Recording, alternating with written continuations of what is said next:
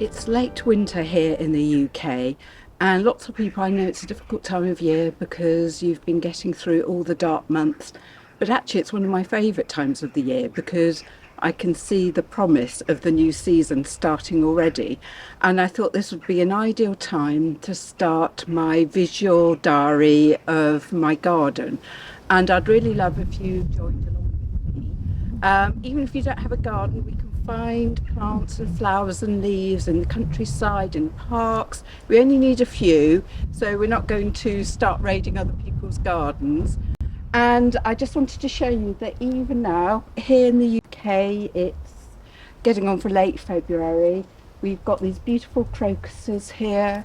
We've got some hellebores. The primroses are out already. They just self-seed everywhere, and I'm all for that. And the snowdrops have been out for months.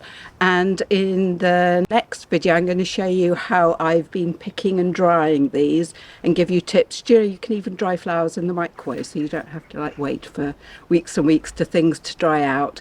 And I hope that you'll join me and we'll produce some lovely work going through the different seasons, finding different plants, and I'll do a little video of what's going on in my garden.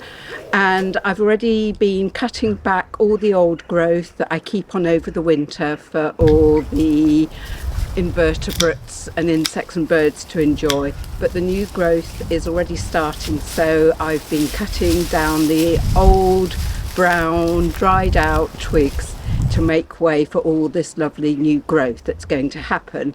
And I think this is a project that you could start any time of the year. If you want, you can keep it in a fixed book, a sketchbook. I find that if I do that, I don't keep it up. So I'm going to work on separate bits of paper. I'm going to do printing. I'm going to do some of my foiling. I'm going to do textile work.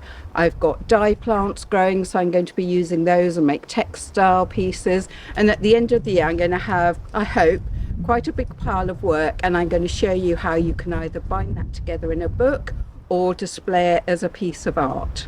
So I hope you'll join me, and I'm going to start a community post, and you'll be able to share some of your photographs of your gardens and your art alongside, and we can all share in this. So I hope you'll join me. This is the entrance, and you have the cutting garden on your right and the big bed and greenhouse over there, and the quince tree and bed over there.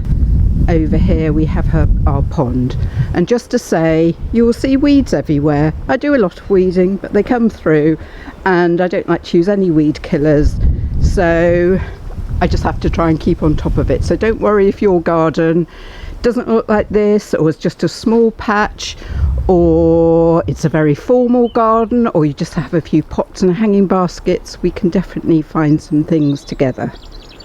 Ellie, say hello.